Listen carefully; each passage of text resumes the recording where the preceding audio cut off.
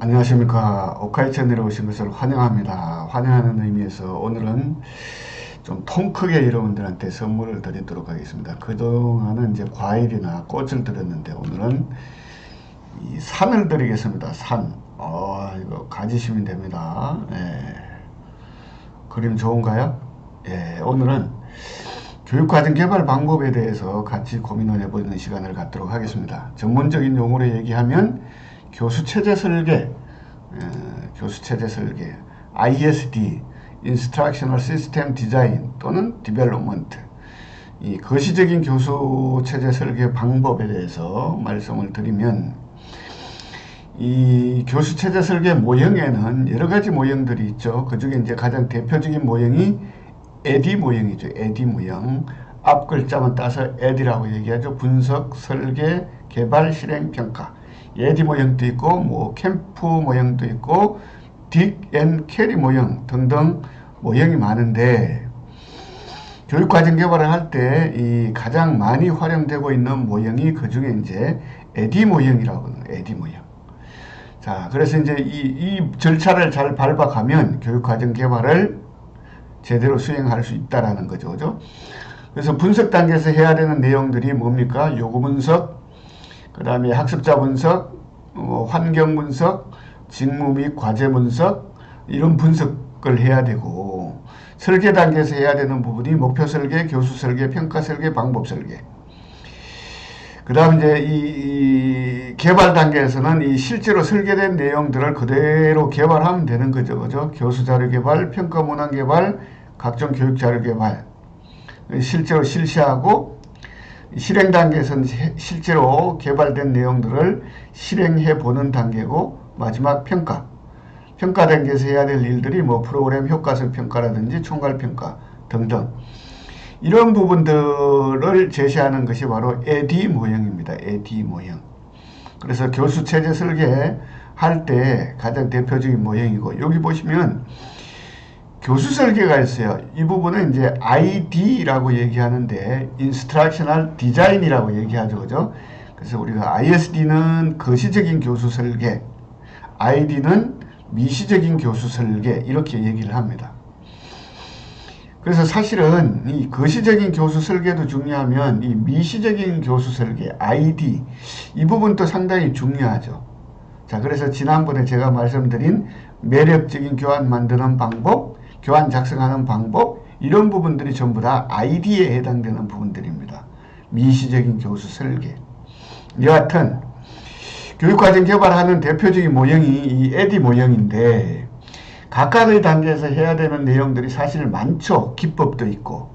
그래서 이 각각의 단계에서 해야 되는 여러 가지 기법, 팁들은 다음 시간에 또 말씀드릴 거고, 사실 이 에디 모형이 전통적으로 가장 교수체제 설계하는 대표적인 모형으로 제시되고 있는데, 사실 이 에디 모형이 많은 여러 가지 문제점들이 노출되고 있다라는 겁니다. 그 중에 이제 첫 번째가 학습자 요구 분석을 파악을 한다라고 하지만 상황 맥락적인 학습자들의 요구를 잘 반영하지 못하는 부분들이 있고, 두 번째는 이 행동주의, 인지주의 이 연구 결과들로부터 이 기본을 두고 있는 부분들이 이제 이 에디 모형인데, 구성주의 입장에서 최근에 나오는 어떤 이 PBL이라든지 TBL이라든지 또는 융복화 교육 프로그램 개발하는 데는 한계가 있다라는 겁니다. 한계가.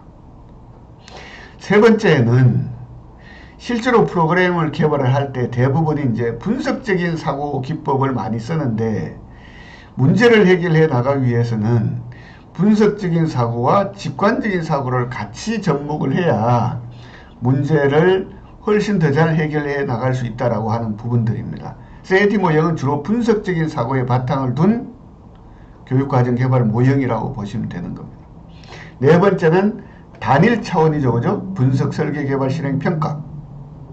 다섯 번째는 이 과정을 다 그치려면 시간이 많이 소요되고 있다.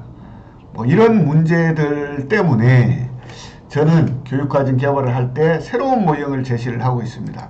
그 부분이 바로 3차원 교육과정 개발 모형입니다. 차원이 세 차원이죠. 그죠? 한 차원, 두 차원, 세 차원. 이 3차원 교육과정 개발의 모형은 디자인 싱킹을 기반으로 해서 이 에디 모형도 활용을 하고 그 다음에 CPS, 이 창의적인 문제 해결 모형도 하는 이와 같은 방법입니다. 이 디자인 싱킹을 기반으로 해서 조금 더 구체적으로 제시하면 이런 거죠. 이 디자인 싱킹을 기반으로 하고 Y축을 기반으로 해서 X축과 Z축, 즉 에디 모형과 CPS, 창의적인 문제 해결 모형을 같이 접목을 해서 교육과정을 개발해야 된다라고 보는 것이 교육과정, 3차원 교육과정 개발 모형입니다. 기본축은 디자인 싱킹입니다. 우리가 문제를 해결해 나갈 때 대부분의 사람들이 한쪽 뇌만 활용을 한다라는 거죠. 이제 분석적인 사고를 하든 또는 직관적인 사고를 하든. 그래서 이 디자인 싱킹은 분석적인 사고와 직관적인 사고를 동시에 활용을 해서 문제 해결하는 것이 좋다라고 제시하는 것이 바로 디자인 싱킹에서 얘기하는 겁니다. 디자인 싱킹은 한마디로 얘기하면 문제 해결하는 방식이고 way of thinking, 사고하는 방법이라는 겁니다. 자, 그래서 이 단계를 보면 5단계가 나오죠. 공감하기, 문제 정의하기, 아이디어 내기, 시제품 개발하기, 발전시키기. 교육과정 개발을 할 때 이 공감하기 단계부터 먼저 하라는 거죠. 공감하기 단계에서 X축에 있는 분석, 설계, 개발, 실행, 평가, 그 다음에 Z축에 있는 문제 발견, 문제 해결, 해결책 수혜, 이와 같은 기법들을 활용을 하라 그 얘기입니다. 공감하기 단계에서. 문제 정의 단계에서도 마찬가지. X축과 Y축을 같이 활용을 하고 아이디어 내기에서도 마찬가지, 시제품 만들기, 발전시키기에서도 마찬가지.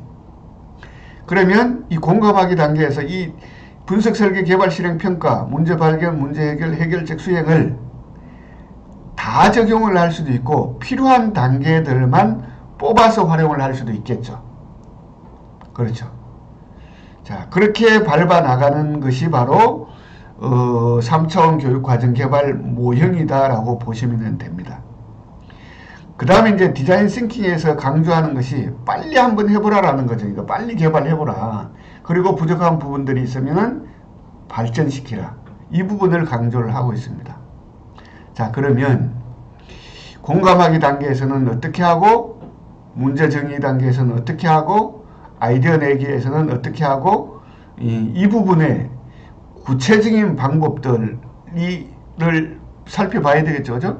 그래서 구체적인 방법이나 구체적인 팁들에 대해서는 앞으로 쭉 다 공개해 드리도록 하겠습니다. 오늘은 여기까지입니다. 구독하시면은 그런 부분들은 이제 다 보실 수가 있습니다. 경청해 주셔서 감사를 드리고